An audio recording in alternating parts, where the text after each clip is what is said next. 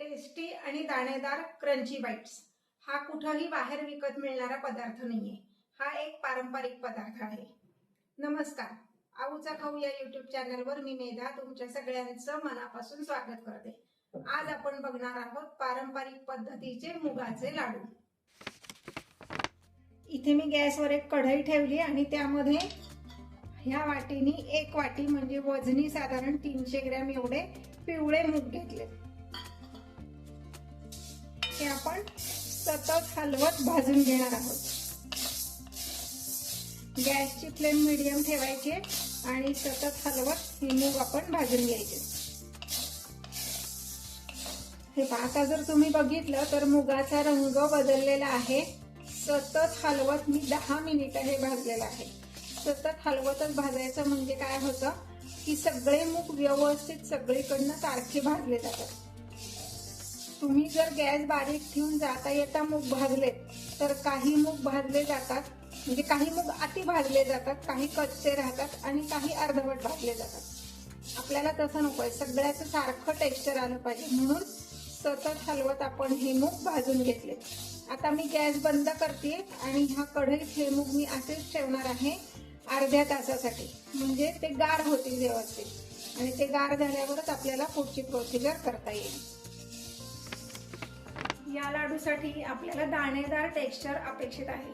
तुम्ही जर गिरणीतनं मूग दळून आणणार असलात तर रवाळ पीठ दळून आणा।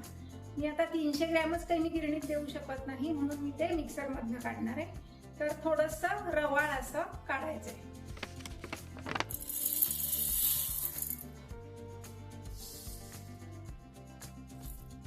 आपण हे असं मिक्सर मधनं काढून घेतलंय आणि आपली नेहमीची जी पीठ चाळायची चाळणी असते त्याने आपण एकदा चाळून घेणार आहे। हे पहा, हा असा किंचित कोंडा निघालाय, हा आपण टाकून देणार आहे कारण आता हा काही मिक्सर मध्ये बारीक होणार नाही। हे पहा, हे असं रवाळ म्हणजे आपला 0 नंबरचा रवा असतो ना त्याच्यापेक्षा थोडंसं बारीक असं हे हाताला आपल्या टेक्स्चर लागतं। आता इथे पुन्हा आपण हे पीठ भाजून घेणार आहोत। हे पीठ भाजताना आपण थोडं थोडं तूप घालायचे। गॅसची फ्लेम मीडियम ठेवणार आहोत। साधारण 3 ते 4 चमचे एवढं तूप मी आता घालते। हे पीठ भाजताना सुद्धा सतत असं हलवत राहायचं म्हणजे मग ते करपणार नाही। मूग भाजताना आपण 10 मिनिटं भाजले होते, आता हे पीठ सुद्धा आपण साधारणपणे 10 मिनिटं भाजायचे। हे आपण 5 मिनिट भाजलेलं आहे। अजून थोडंसं तूप आपण यात घालणार आहोत। पुन्हा 2 ते 3 चमचे एवढं तूप घालायचंय।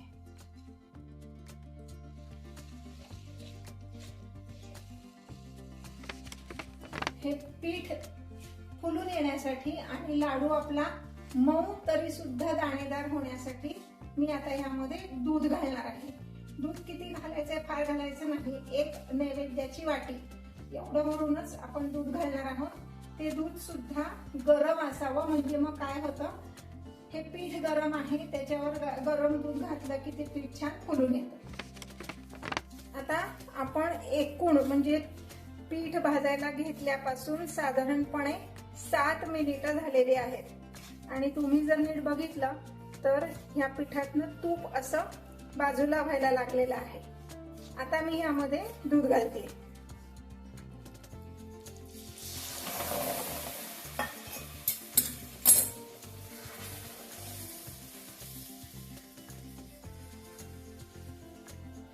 दूध घातल्यानंतर पुन्हा 1 मिनिट हे पीठ आपण व्यवस्थित परतून घेणार आहोत।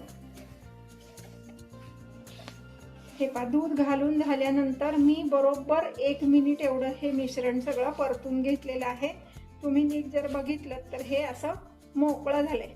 मी आता गॅस बंद करणार आहे आणि हे जे मिश्रण आहे ते एका भांड्यात दुसऱ्या काढून घेते। त्याचं कारण पण सांगते। आपण ह्या कढईत असंच जर मिश्रण ठेवलं तर कढईच्या उष्णतेने ते अजून कडक होऊ शकतं। आपल्याला कडक नकोय, मऊ लाडू हवाय म्हणून मी हे दुसऱ्या एका भांड्यात काढून घेणार आहे मिश्रण। हे असं एका भांड्यात काढून घेतल्यानंतर साधारण 15 मिनिटं आपण असंच ठेवणार आहे कारण हे मिश्रण खूप गरम आहे। हे मिश्रण गरम असतानाच जर आपण ह्यामध्ये गूळ घातला तर लाडू आपला कडक होईल.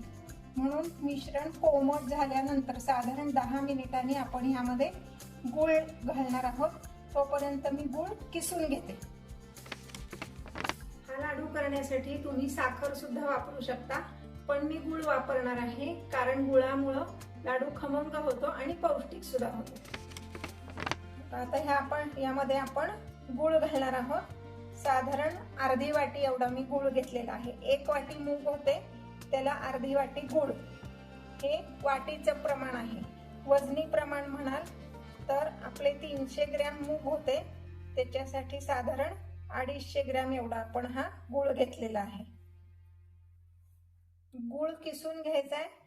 तुमच्याकडे पावडरवाला गूळ असला आणि तो तुम्ही वापरलात तरी चालेल, काही हरकत नाही. व्यवस्थित मिक्स करून घ्यायचं आहे. या लाडूचा स्वाद अजून वाढण्यासाठी आणि सुगंध छान येण्यासाठी आपण ह्यामध्ये घालणार आहोत वेलची जायफळाची पूड.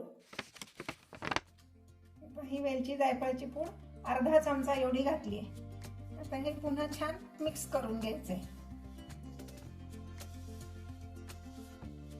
आता हे छान मिक्स झालेलं आहे. मी याचे लाडू वळून घेते.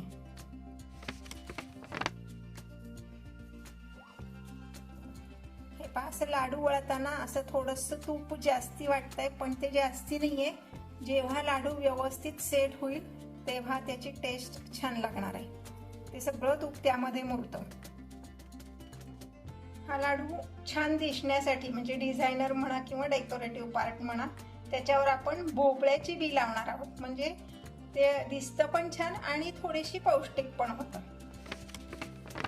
हे आपले मुगाचे लाडू सर्विंगसाठी तयार आहेत. करून बघा. लाईक कमेंट करायला विसरू नका आणि हाईप नक्कीच करा.